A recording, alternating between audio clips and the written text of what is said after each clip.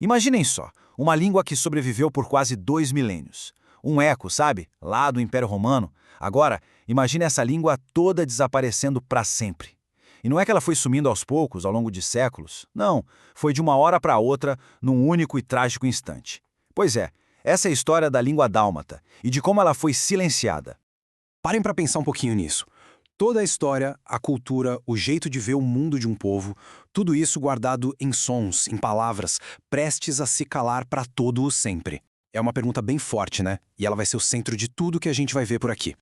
Olha só que jornada longa do dálmata. Nasceu lá com a expansão de Roma, cresceu por séculos na costa que hoje é a Croácia. E aí, num dia específico, 10 de junho de 1898, ela simplesmente se foi. Como é que pode uma língua com uma história tão grande assim sumir de repente? Para entender isso, a gente vai ter que começar pelo fim. Então, vamos lá. Nossa história começa justamente pelo final.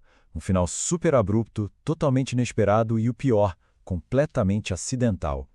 E foi assim. Com a morte de um único homem, o Tuonio Daina, a língua dálmata foi, declarada extinta. Não foi por uma guerra, nem por um decreto do governo, foi um acidente. Uma língua inteirinha, um jeito de entender a realidade desapareceu junto com ele. É de arrepiar. Mas, olha, a história não acaba aí. Na verdade, um aninho antes dessa tragédia toda, aconteceu um dos resgates linguísticos mais incríveis da história. E aqui estão os nossos protagonistas dessa corrida maluca contra o tempo. De um lado, o Tuoni Daina, que era literalmente o último fio de esperança. Do outro, o linguista Matteo Bartoli, que sabia que cada segundo ali era precioso. Em 1897, o Bartoli encontrou o Daina e começou uma maratona de entrevistas. Foi uma tentativa desesperada de salvar um universo de palavras antes que ele sumisse para sempre. E, gente, a tarefa era quase impossível. O Bartoli não estava conversando com um falante fluente, não. O Daina não usava a língua há décadas. A memória dele já estava falhando e, para complicar, ele não tinha dentes, o que tornava a pronúncia um desafio gigantesco. Cada palavra que o Bartoli conseguiu anotar não foi só uma anotação, foi uma verdadeira vitória. O trabalho do Bartoli foi essencial, claro, mas ele não foi o único a deixar pistas. A língua dálmata, mesmo sumindo aos poucos, foi deixando uns rastros pela história.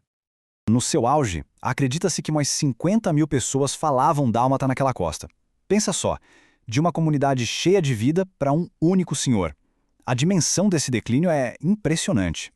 E essa linha do tempo mostra bem esse recuo lento, né?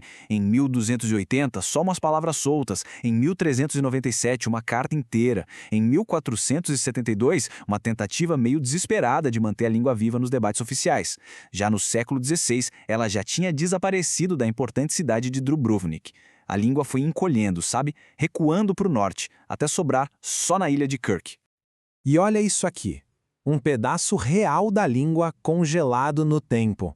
Escutem o som disso. Era assim que o dálmata soava e era escrito há mais de 600 anos. A gente consegue ver as raízes latinas, claro, mas também uma identidade própria, uma voz única.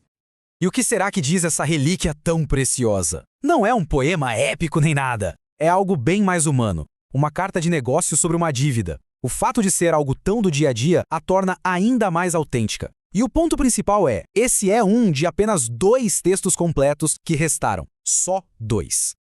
Bom, então que tipo de língua era o dálmata, afinal? Onde é que ela se encaixa nessa grande família das línguas românicas? Os linguistas veem o dálmata como uma língua-ponte.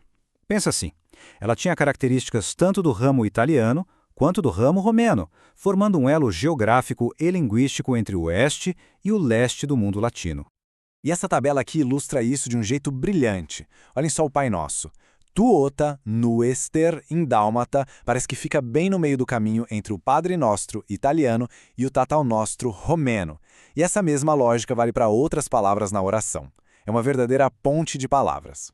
Agora, um ponto super importante para não haver confusão. O nome dálmata, hoje em dia, se refere a um dialeto eslavo, o croata, que é falado na mesma região.